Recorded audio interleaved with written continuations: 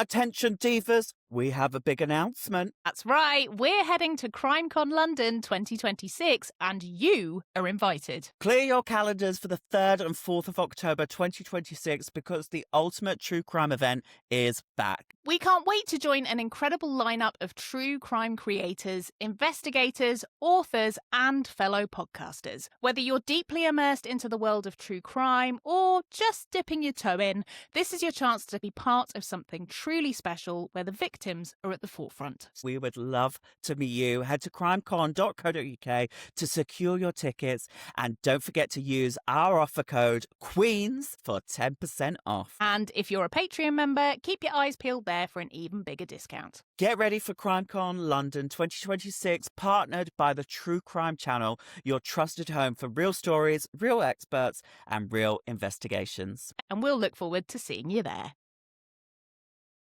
I'm Nikki Druce. And I'm Cheryl. And this is Killers, Cults and Queens. The Spooky Sleepover, live on location. Yes.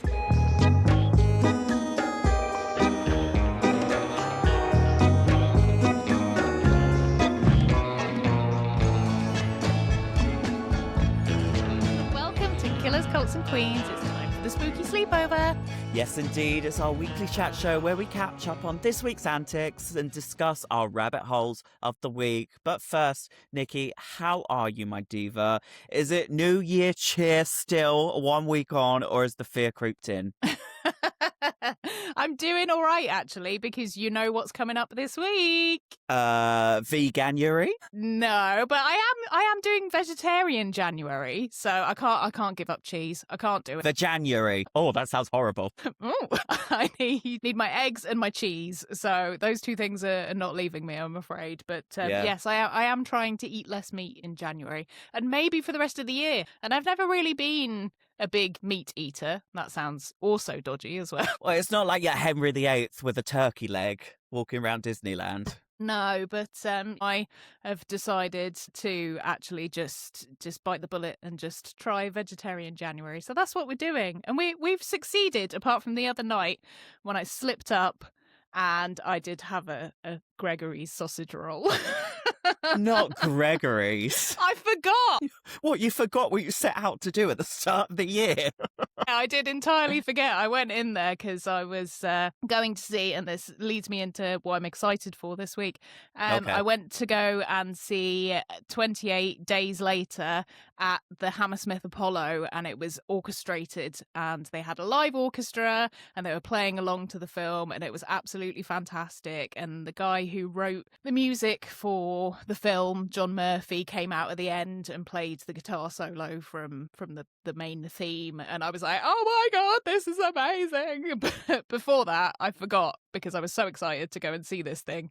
Just went in and forgot to say vegan sausage roll at Gregory's. I'm going to say something. I actually prefer the flavours of the vegan sausage roll to a regular sausage roll in Gregory's. I've not actually ever had a vegan sausage roll from Gregory's. Clutching my pearls. Excuse me? Yeah, it's never actually happened. I should do it, shouldn't I? I think that's on the agenda for tomorrow, Nikki Druce. I think it might be. But tomorrow, what is on the agenda is that I'm going to see 28 Years Later, Part 2. So it's been a very 28 universe themed week for me. Quite the extravaganza. Yeah, so I'm super excited because it is part 2. I've been waiting patiently. I collected my souvenir poster when I went to go and see the first one, and the second part has a second souvenir poster that connects to each other. So I really hope that I get the second part because otherwise that will have been a really fruitless journey. But I am so excited to go and see it and to go and sit in the IMAX and to get thoroughly scared because that is what I like. Well, I was just about to ask if you were going somewhere special to go watch it, but controversially, I have never been to an IMAX. I've never experienced it. Oh, IMAX is just a big screen. That's all it is, just a big wide screen. I know that IMAX in the past used to be immersive screen, so it used to go round you, but it's not like that anymore. It's just a big screen. I thought it was all like The visual, the sound, it was like a full experience, IMAX. Yeah, the sound is good. But have you ever been to the D box? Nikki, I don't leave the house. So the D box is a completely immersive screen. So it is in front of you and it's also at the sides. When they released Wicked, I had seen clips of Defying Gravity on those wraparound screens. So that did look like the moment. Yeah, I went to go and see the Meg in the D box, and Is that the shark movie? that's the shark movie, and that was interesting because it did feel like I was actually underwater. But yes, so that has been my week, so that's what I'm really looking forward to, and I'm going to get myself a huge popcorn and some Smarties to go into it, and I'm going to sit there and I'm going to enjoy the hell out of this film. You've just blown my mind. I hadn't thought to put the chockies in the popcorn. It's the only way to live. You will end up throughout the whole film fishing for the bits of chocolate, and they always end up at the bottom. Yeah, and also if the popcorn's still warm, then the chocolate starts melting, then you've got melted fingers. No, I'm not doing it. I'm not trying it. I've already got sensory overload at the thought of it.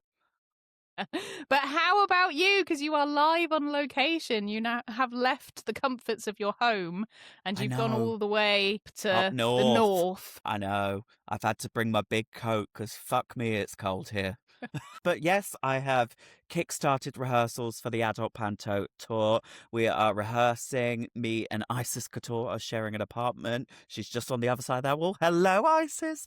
Hello. We are having such a fabulous time already. And the first day of rehearsals, we sat down, we all introduced each other to the cast, and then we did a full read through. And I just went, oh, the vibes are correct. So I just know the next 2 months of this tour are going to be an absolute breeze. Yes, it's going to be hard work, but I'm so excited. The script is ridiculous. The jokes and the humor are top tier. The choreo, I'm absolutely loving, and I'm just so excited to get on the road and come see you. I've had so many messages of people being like, I can't wait for you to come to Ulverston. And I'm like, where is Ulverston? And I went, I'll find out. But I'm really having fun. Obviously, I am a homebody, a home girly, so I am missing my house, my husband, my doggy, but I cannot begrudge the fact that I am doing what I love out on the road, and also just with an amazing group of people. So that is a blessing. But I have learned something being in the town that we are rehearsing in, and we really have an epidemic on our hands, Nikki Drews. Why? What's been going on? What's happened? I don't know how one small town can have 13 barbershops on one small high street. It is literally barber here, barber there, barbers everywhere. It's either a barber's, a nail salon, or a vape shop. There's surely not that many gentlemen or anybody of any varieties to have that many haircuts at one time. Yeah, you wouldn't think there'd be that many people there to warrant having that many shops. Surely they're all in competition with each other. I see them. I walk on my way to rehearsals of a morning, and I see them all standing there looking out the windows. They look like little doggies. How much is that doggy in the window? Please come in. Please come in. They're all got their hands on the steamed up windows because they've been doing so many hot towels. Like, hello, darkness, my old friend. But it is truly an epidemic, and I just would love to know what is going on. It's like a year ago we spoke about this, but the scandals of all the London American candy stores. Like, is something going on here? Should I be Detective Cheryl on the case for this? Maybe it's just the haircutting capital. Maybe that's what it is. Well, we could run with that, but all I'm going to say is before we hit the road, Jack, and don't you come back no more, no more, no more, I am going to go support local and support one of these barbers and get a fresh do. And take up vaping at the same time. And that I shan't be doing.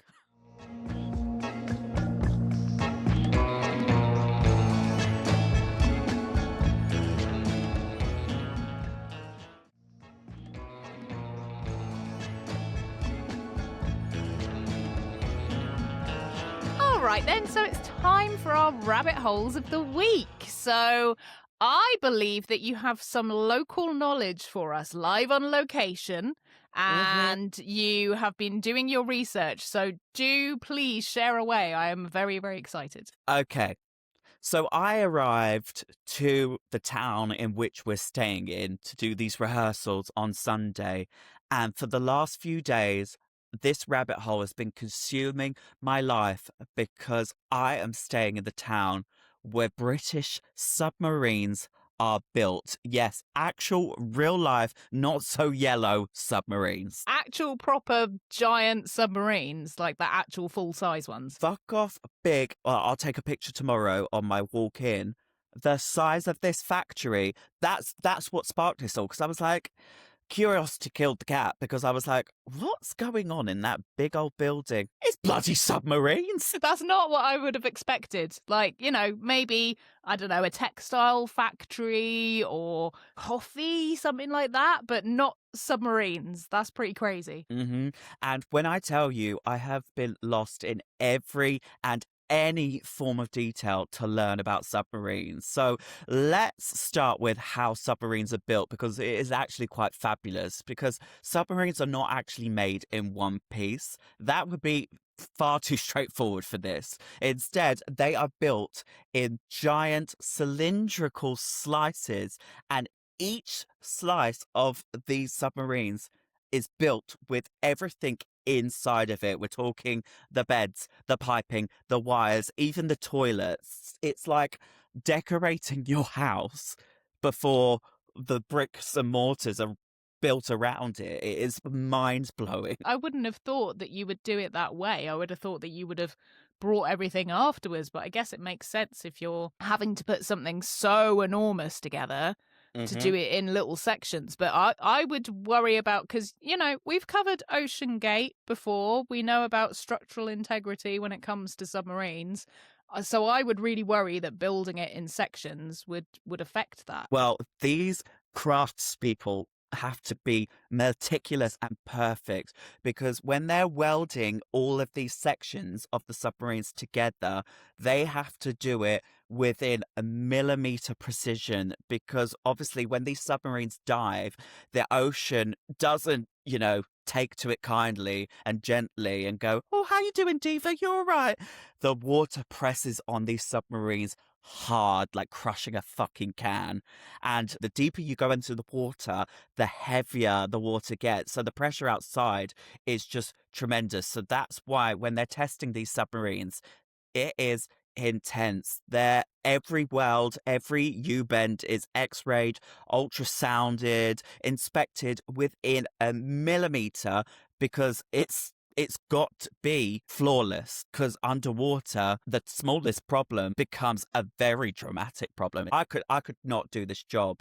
But when it comes to deep dive testing of these submarines, they take it down meter by meter by meter by meter. And guess what they are doing? They're not just looking, they're listening. They are listening for any unexpected noise. And I love this because an unexpected noise is just a calm way of saying something big like this is going to ruin somebody's afternoon. Yeah, just a little bit. But this isn't the only test they do. When they are down and done the meter by meter test, they then do the dead ship test, where they turn everything off. Lights, power, no movement. This submarine just sits in the water, silent, motionless, like something out of a horror movie that you would love. No, it's like submechanophobia. I don't like it. But then the crew have to prove that they could then restore and bring this ship back to life like Evanescence. And they've got to handle all these tests like flooding, putting out fires, restoring systems. They basically said, okay, right, this is the worst imaginable possible day. Let's go. It's all a little too much, isn't it? It's a bit too intense. I don't think I could deal with it at all. Just the thought of being trapped on a ship. I know it's pretend, but having to switch everything off and then hoping that it comes back on again. Like, what happens if you get stuck? They can't rescue you, surely. Well, there's no AA or breakdown cover, is there? No. But the one that gagged me the most is obviously submarines are designed to be quieter than the ocean itself. So everything inside the submarine is mounted on rubber shock absorbers. So vibrations don't travel outside of the submarine. So even flushing a toilet is a stealth operation.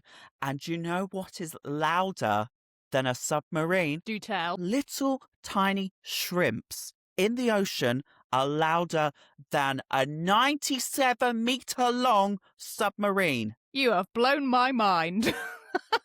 Nikki Drews, I haven't had a rabbit hole pop off as much as this has in my head living rent-free this week. That is amazing. You just wouldn't have thought of that, would you? I guess because of sonar and stuff, if you get caught, that's it. It's over. It's done.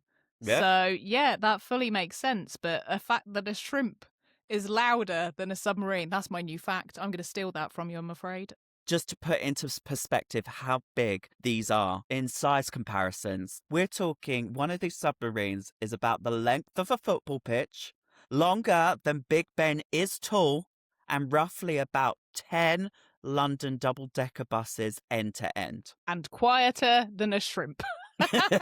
But that is my TED Talk on submarines, and I hope you bloody enjoyed it. I loved that. That was so fun. And I have learned so much that I didn't know before today. And who knew? You gone up north, you found out all about submarines. And they're not yellow. Who knew? Who knew? Maybe that was just the drugs with the Beatles. They were hallucinating that it was yellow. Yeah, I think that's probably the case. Well, the fact...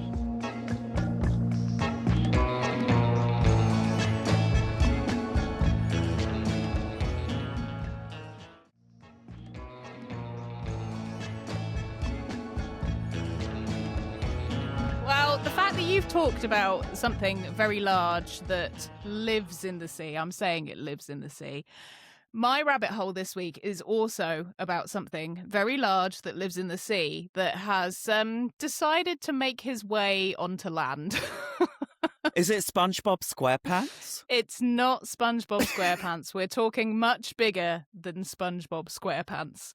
Oh dear. Should I be scared? You should be slightly scared. But how do you feel about seals? Do you like them? Do you loathe them? I love seals. No, I haven't had a face-to-face encounter to say if I'd love meeting and greeting a seal, but to visually watch them interact and live their lives as seals do, I'm a big fan. Good. Well, you're about to learn all about one. Oh, we love an iconic diva. So, what would you do if a seal stopped you from being able to go to work? I'd be like, thank you, diva. I'm taking a sabbatical. I'm calling in. So, for residents in Tasmania, their day-to-day lives are often upset by a teenage seal called Neil. Neil the seal. Neil the seal. This is iconic already. So, Neil the seal first started appearing on the shores off Tasmania in 2023, and as a young pup, he melted people's hearts. But the bigger he got, the more mischief he got into. The young elephant seal is already huge at just approximately 5 or 6 years old, and so far he's already created a reasonable amount of chaos in the small town. He's held up traffic by just lying in the road, which is such a diva move, isn't it? Yeah, so I'm not moving. He's lunged at people when they've just been going about their daily business and stopped people from using the beaches, but he seems to particularly take a dislike to bollards and cars. So far, he's knocked down several metal bollards by throwing himself at them. He's that strong that he can knock over a bollard. Yes. He loves knocking over road cones and squishing them, and he often takes over people's driveways and lays behind their cars. On one particular morning, a woman trying to go to work had to call into her boss to say she couldn't come in because she'd been blocked in by Neil the seal. And of course, everybody knows Neil in this town, so it is something that is a legitimate excuse. Yeah, it's local legend. They go, oh, yeah, of course, we'll let you have the day off. Fine. Neil has also waddled onto people's porches and stopped them from leaving their homes, and at one point he even tried breaking through a front door. This guy is savage. But why is this a problem? You know, he's cute. You would think it would be nice to be visited by Neil the seal. Well, even at his baby size, Neil still weighs over 600 kilos. So that's just over 94 stone. Imagine that on top of you. And so, of course, he could do some real damage if he decided to launch himself at you. So in 2025, after Neil and his antics blew up on social media and across news outlets, the town became inundated with visitors wanting to meet this cheeky guy. But when people were getting a little too close and it seemed as if Neil was just not bothered by humans at all anymore, the difficult decision was made to sedate Neil and to move him to a more remote area of Tasmania where he would have less risk of coming into contact with people. So has he managed to stay out of trouble? No. Well, not entirely. He's behaving a bit better than he was before, but he still occasionally finds himself in trouble with the local police when he wanders too far from the safety of his beach. But why would the police be involved with Neil? Well, this unruly teenager is just about to go through puberty, and when he becomes a fully grown male, he will bulk up from 94 stone to about 4 tons. That is a lot. That's like an elephant, isn't it? He's called an elephant seal for a reason. Well, you got me there, Nikki. So he's basically doing the reverse version of a Zempi at the moment. Hey, look, I love a big diva. I love my big girls with big boys. But Neil the Seal, he's packing. So with Neil on his way to being as heavy as a pickup truck, it's a wise decision to get him away from people now, because you know if anyone were to get hurt, it would be Neil that would be the one to pay the price. Now, everyone who lives in the area has been agreeing to abide by a code of conduct, which is see him but don't say it. So basically, if you spot him out in the wild, don't tell people where he is to keep him safe. It's the reverse of see it, say it, sorted. So Neil now has a dedicated marine biologist who is on call to deal with any related emergencies. So he's got himself a PA. He's that famous. Yay, everybody needs an assistant. And the people who live near him are keeping him safely under wraps. As we all know, it's difficult enough to go through puberty as it is, let alone with millions of people filming you as you do. So if you live in Tasmania, make sure you keep Neil's sightings close to your chest and just enjoy him with your eyes at a safe distance. But if you want to keep up with him, he does have an Instagram account and a TikTok, just like all good teenagers, and he does post videos regularly. So what do you reckon, Shez? Can you imagine going through puberty where you had to quadruple in size? I think I did. Oh, but I just love Neil the Seal. He pops up quite often on my social media and he just brings me so much joy, and he's so cheeky, and he just is a good one to follow if you want some joy in your life. Well, trust to believe after this pod, I will be following Neil and seeing that 4-ton diva. You definitely should.